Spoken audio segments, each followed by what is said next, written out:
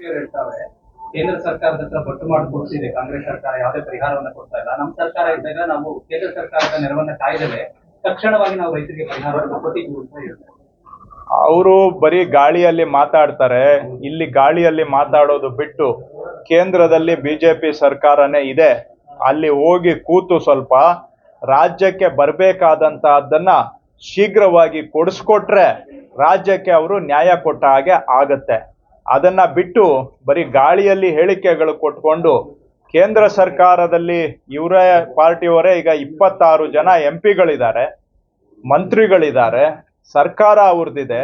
ಕನಿಷ್ಠ ಹೋಗಿ ರಾಜ್ಯದ ಪರವಾಗಿ ಇದು ರಾಜ್ಯದ ಜನ ತೊಂದರೆಯಲ್ಲಿದ್ದಾರೆ, ಆದಷ್ಟು ಶೀಘ್ರವಾಗಿ ನಾವು ಕೊಟ್ಟಿರುವ ಬರದ ಮನವಿಯ ಬಗ್ಗೆ ಒಂದು ತೀರ್ಮಾನ ತೆಗೆದುಕೊಳ್ಳಿ ಅಂತೇಳಿ ಅವ್ರನ್ನ ಬಾಯ್ಬಿಟ್ಟು ಕೇಳೋದಕ್ಕೂ ಕೂಡ ನಮ್ಮ ರಾಜ್ಯದ ಬಿಜೆಪಿ ಅವರಿಗೆ ಬಾಯಿಲ್ಲ.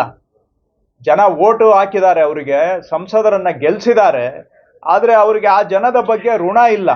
ಸೊ ನಾನು ಅವರಿಗೆ ಒತ್ತಾಯ ಮಾಡೋದು, ಇದು ನಮ್ಮ ರಾಜ್ಯದ ಹಕ್ಕು. ನಾವು ಕೇಳ್ತಾ ಇರೋದು ರಾಜ್ಯದ ಜನಗಳು ಕಟ್ಟಿರುವ ತೆರಿಗೆಯಿಂದ ನಮಗೆ ಬರಬೇಕಾದಂತ ಹಣ ನಾವು ಕೇಳ್ತಾ ಇದ್ದೇವೆ. ನಾವು ಯಾವುದು ಉದಾರ ಕೇಳ್ತಾ ಇಲ್ಲ ಅಥವಾ ಸುಮ್ಮನೆ ನಾವು ಮನವಿಯನ್ನ ಕೊಟ್ಟಿಲ್ಲ. ಕಾನೂನಿನಲ್ಲಿ ಇರುವ ಅವಕಾಶಗಳ ಆಧಾರದ ಮೇಲೆ ನಾವು ಮನವಿಯನ್ನ ಕೊಟ್ಟಿದ್ದೇವೆ. ಇದು ನಮ್ಮ ಹಣ, ಇದು ನಮ್ಮ ಹಕ್ಕು, ನಮ್ಮ ಅಧಿಕಾರ. ಅದನ್ನ ಕೊಡಿಸುವಂತಹದ್ದು ಪ್ರಯತ್ನ ಮಾಡಲಿ. ನಾವು ಸರ್ಕಾರವಾಗಿ ಪ್ರಯತ್ನ ಮಾಡ್ತಾ ಇದ್ದೇವೆ. ಅದನ್ನ ಬಿಟ್ಟು ಬೇಗ ಇದರಲ್ಲಿ ರಾಜಕೀಯ ಹೇಳಿಕೆಗಳು ಕೊಡೋದ್ರಿಂದ ಜನರಿಗೆ ಯಾವ ಅನುಕೂಲನೂ ಆಗೋದಿಲ್ಲ. ಅವ್ರು ಮಾಡಬೇಕಾಗಿರೋ ಕೆಲಸ ಅವ್ರ ಪಕ್ಷದಲ್ಲಿ, ಅವ್ರ ಸರ್ಕಾರದಲ್ಲಿ ಹೋಗಿ ಕೂತು ಸ್ವಲ್ಪ ಒತ್ತಡ ಮಾಡಿ ಶೀಘ್ರವಾಗಿ ಕರ್ನಾಟಕಕ್ಕೆ ಬರುವ ಹಣವನ್ನ ಕೊಡಿಸ್ಕೊಡ್ಲಿ ಅಂತ ನಾನು ಅವರಲ್ಲಿ ಮನವಿ ಮಾಡ್ತೇನೆ.